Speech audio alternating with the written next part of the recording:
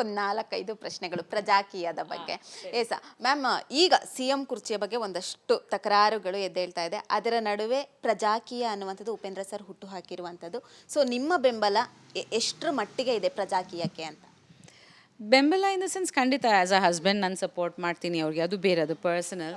But as a citizen ನನಗೆ ಅನಿಸುತ್ತೆ that ಜನಗೆ ಒಂದು ಚೇಂಜ್ ಬೇಕು. Sometimes we need a change because ಪ್ರತಿಯೊಂದು ಪಾರ್ಟಿಯಲ್ಲಿ ಒಂದು ಬೇರೆ ಸಿಸ್ಟಮ್ ಆಫ್ ಗವರ್ನೆನ್ಸ್ ಇರುತ್ತೆ.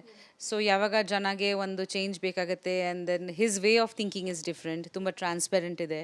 ಸೊ ನಾನು ತುಂಬ ಕ್ಲೋಸ್ ಆಗಿ, ಎಸ್ಪೆಷಲಿ ದ ಆ್ಯಪ್, ಇವಾಗ ಆ್ಯಪ್ ಮಾಡಿರೋದ್ರಿಂದ ಅದು ಆ್ಯಪ್ ತುಂಬ ಕ್ಲೋಸ್ ಆಗಿ ನಾನು from when he was working on it ಪ್ರತಿಯೊಂದು ನಾನು ನೋಡ್ತಾ ಇದ್ದೆ. ಸೊ ನನಗೆ ಅನಿಸ್ತು ದಟ್ ತುಂಬ ಚೆನ್ನಾಗಿದೆ. ಆ್ಯಕ್ಚುಲಿ ಅದು ತುಂಬ ಸಿಂಪಲ್ ಆಗಿದೆ ಆ್ಯಂಡ್ ತುಂಬ ಚೆನ್ನಾಗಿದೆ. ನಾನು ಅರ್ಥ ಮಾಡಿಕೊಂಡು if people come forward and this a very good idea, ಈ ಥರ ಆಗಿದ್ದರೆ ತುಂಬ ಹೆಲ್ಪ್ ಆಗುತ್ತೆ ಅಂತ ಅನಿಸ್ತು ನನಗೆ. ಬಿಕಾಸ್ ನಮಗೆ ಯಾವಾಗ ಗವರ್ಮೆಂಟ್ ಅಂತ ಒಂದು ಭಯ ಇರುತ್ತೆ ಎಲ್ರಿಗೂ, ಇವ್ರಿಗೆ ಹೇಗೆ ಅಪ್ರೋಚ್ ಮಾಡೋದು ಅಥವಾ ಅವ್ರು ಆಕ್ಸೆಸಬಲ್ ಆಗಿರ್ತಾರೆ, ನಮ್ಗೆ ಏನಾದ್ರು ಪ್ರಾಬ್ಲಮ್ ಆಗಿದ್ದರೆ ತುಂಬ ಲೇಯರ್ಸ್ ಇದೆ ಅದರಲ್ಲಿ. ಸೊ ಅಪ್ರೋಚಬಿಲಿಟಿ ಆಗಲಿ, ಟ್ರಾನ್ಸ್ಪೆರೆನ್ಸಿ ಆಗಲಿ, ಆಮೇಲೆ ಅಕೌಂಟಬಿಲಿಟಿ, ಲೈಕ್ ಇವರು ಈ ಕೆಲಸ ಮಾಡಲಿಲ್ಲ ಅಂದರೆ ನೆಕ್ಸ್ಟ್ ಏನು ಅಂತ. ಸೊ ಅದೊಂದು ಪ್ರತಿಯೊಂದು SOPsಲ್ಲಿ ಅವ್ರು ಎಕ್ಸ್ಪ್ಲೇನ್ ಮಾಡಿದ್ದಾರೆ. And that's the thought behind it self, like the cashless system, that ಪ್ರಚಾರ ಜಾಸ್ತಿ ಬೇಕಾಗಿಲ್ಲ, ಕೆಲಸ ಜಾಸ್ತಿ ಮಾಡಬೇಕು, ಯಾರು ಕೆಲಸ ಮಾಡ್ತಾರೆ ಅವರೇ ಇರಬೇಕು ಅವ್ರು. ಸೊ ಇದೆಲ್ಲ ತುಂಬ ಚೆನ್ನಾಗಿದೆ ಅನಿಸ್ತು ನನಗೆ as a citizen. I am not saying as his wife. So I hope that ಇದನ್ನು ನಾವು ಟ್ರೈ ಮಾಡ್ಬೋದು ಅಲ್ವಾ. It's a new system, but ಜನಗವರೆಗೂ ತಲುಪಿಸ್ಬೇಕು, ಜನ ಅರ್ಥ ಮಾಡ್ಕೋಬೇಕು ಆ್ಯಂಡ್ ಜನಗೆ ಒಂದು ಬಿಲೀಫ್ ಬರಬೇಕು. So that is important. Uppi sir ಹೇಳ್ತಾ ಇದ್ರು 2028ಕ್ಕೆ ಪ್ರಜಾಕೀಯದಿಂದ ಬಂದೇ ಬರ್ತಾರೆ ಯಾರಾದರೂ ಅನ್ನುವಂಥ ಮಾತು ಹೇಳಿದರು. ಉಪ್ಪಿ ಸರ್ CM ಆಗ್ತಾರೆ ಅಂತ ಎಷ್ಟು ಕನಸುಗಳನ್ನ ಕಟ್ಟಿಟ್ಕೊಂಡಿದ್ರೆ, ಏನಾದ್ರು ಸಲಹೆ ಕೊಟ್ಟಿದ್ರ ಉಪ್ಪಿ ಸರ್ಗೆ? ಉಪ್ಪಿ ಸರ್ CM ಆಗಿದ್ರೆ ಎಷ್ಟೊಂದು ಸಾಂಗ್ಸ್ ಇದೆ ಅಲ್ವಾ ನಾವು ಇದು ಹಾಕೋಕ್ಕೆ. ಇಲ್ಲ, ಆ್ಯಕ್ಚುಲಿ ನನಗೆ ತುಂಬ ಆಸೆ ದಟ್ ಅವರು ನಿಂತ್ಕೋಬೇಕಂತ. ಬಿಕಾಸ್ ಅವ್ರು ತುಂಬ ಒಳ್ಳೆ ಲೀಡರ್. ನಾನು ಅವ್ರಿಗೆ ಆ್ಯಸ್ ಅ ಡಿರೆಕ್ಟರ್ ನೋಡಿದ್ದೀನಿ ಆ್ಯಂಡ್ ಅವ್ರು ತುಂಬ ಹಾರ್ಡ್ ವರ್ಕಿಂಗು.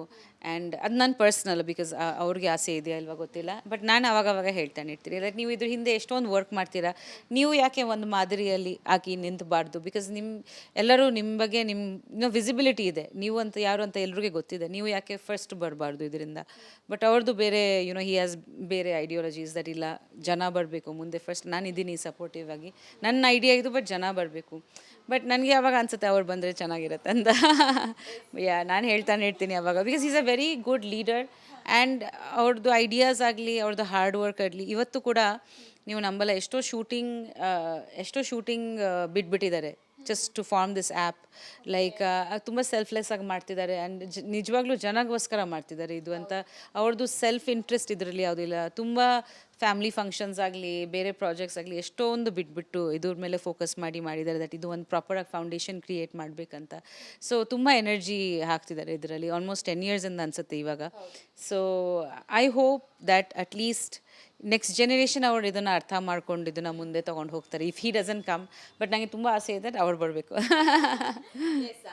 ಮ್ಯಾಮ್, ತಮಿಳುನಾಡಲ್ಲಿ CM ವಿಜಯ್ ಅವರು ಆದ ನಂತರ ಇಲ್ಲಿ ಕರ್ನಾಟಕದಲ್ಲಿ ಯಾರಾದರೂ ಕನ್ನಡ ಇಂಡಸ್ಟ್ರಿಯಿಂದ CM ಆಗಬೇಕು, ಯಾರಾದ್ರು ಬರಬೇಕು ಅಂದಾಗ ಉಪ್ಪಿ ಸರ್ ಹೆಸರು ಎಲ್ಲ ಕಡೆ ಓಡಾಡಿತ್ತು.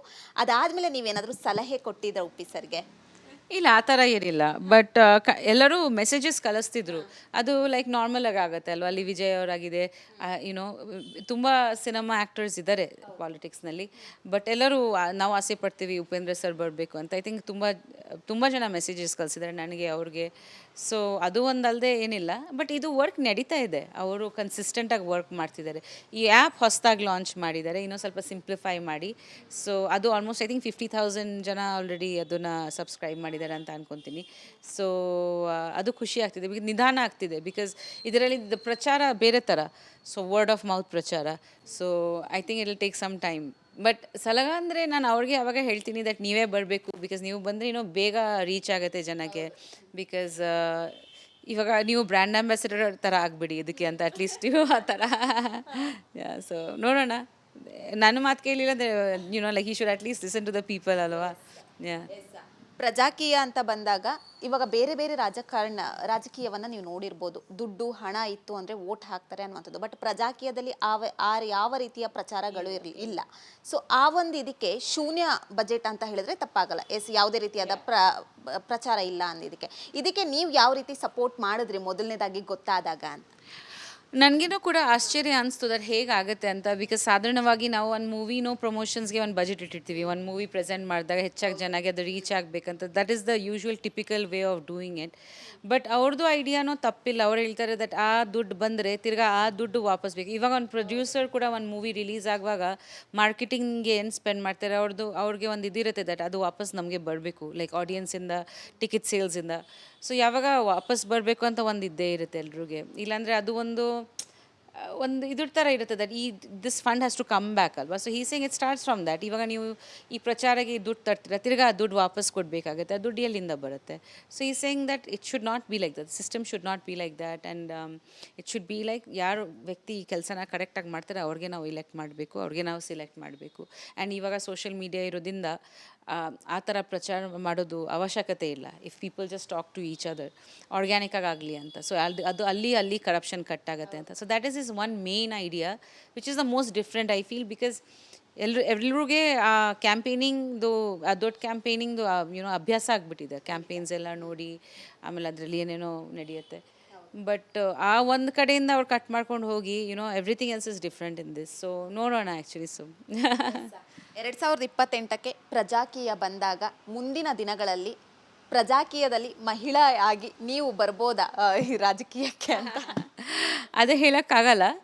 ಬಟ್ ಖಂಡಿತ ಅದು ಒಂದು ದೊಡ್ಡ ಕೆಲಸ. 100% ಟೈಮ್ ಕೊಡಬೇಕು. ಸದ್ಯಕ್ಕೆ ನಾನು ಸಿನಿಮಾ, ಮನೆ, ಮಕ್ಕಳ ಆಯುಷ್ದು ಮೂವೀಸ್ ಎಲ್ಲರಲ್ಲಿ ಬ್ಯುಸಿಯಾಗಿದ್ದೀನಿ.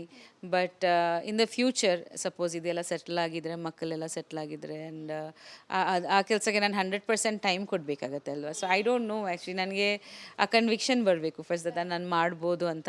ಬಟ್ ಖಂಡಿತ ಸೋಷಿಯಲ್ ವರ್ಕ್ ಅಂದರೆ ನಾವು ಎಲ್ಲರದ್ದು ನಮ್ಮ ಕರ್ತವ್ಯ ಅದು.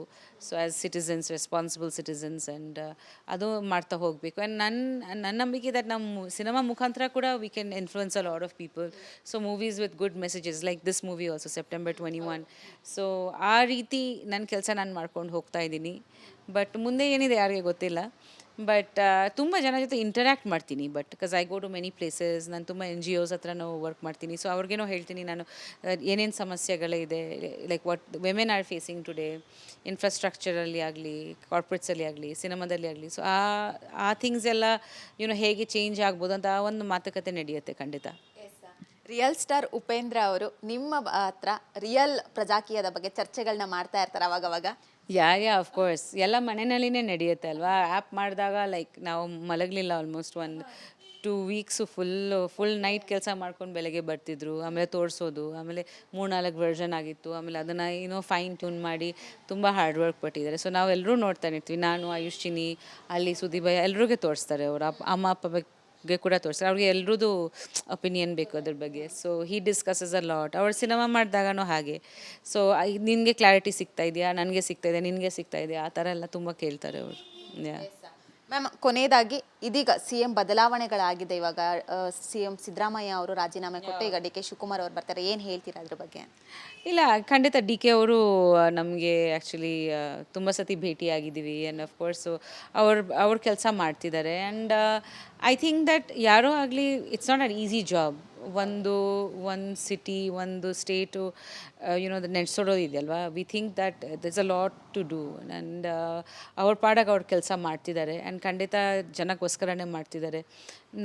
ಐ ಜಸ್ಟ್ ಹೋಪ್ ದ್ಯಾಟ್ ಅವ್ರು ಮುಂದೆ ಈ ವಿಮೆನ್ ಸೇಫ್ಟಿ, ಈ ಕಾಸಸ್ನ ಎಲ್ಲ, ಬಿಕಾಸ್ ಯಾವಾಗ ನಾನು ಅವ್ರ ಮಾತು ಕೇಳಿದಾಗ ಅವ್ರು ಹೇಳ್ತಾನೆ ಇರ್ತಾರೆ ನನ್ನ ಇನ್ಫ್ರಾಸ್ಟ್ರಕ್ಚರ್. ಒಂದು ಸತಿ ನಾವು ಈ ಬ್ಯಾಂಗ್ಳೂರ್ದು ಲೈಟ್ಸ್ ಬಗ್ಗೆ ಕೇಳಿದ್ದೀವಿ.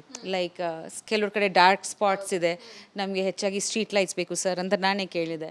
ಸೊ ಅವ್ರು ಹೇಳಿದ್ರು ಇಲ್ಲ ನಾವೆಲ್ಲ ಸೋಲಾರ್ ಮಾಡಿಸ್ತಾ ಇದ್ದೀವಿ, ಸೋಲಾರ್ ಲೈಟಿಂಗ್ ಎಲ್ಲ ಮಾಡಿಸ್ತಾ ಇದ್ದೀವಿ, ತುಂಬ ಕಡೆ ಆಗಿದೆ. ಬಿಕಾಸ್ ಆ ಡಾರ್ಕ್ ಸ್ಪಾಟ್ಸಿಂದ ಕ್ರೈಮ್ ಆಗುತ್ತೆ.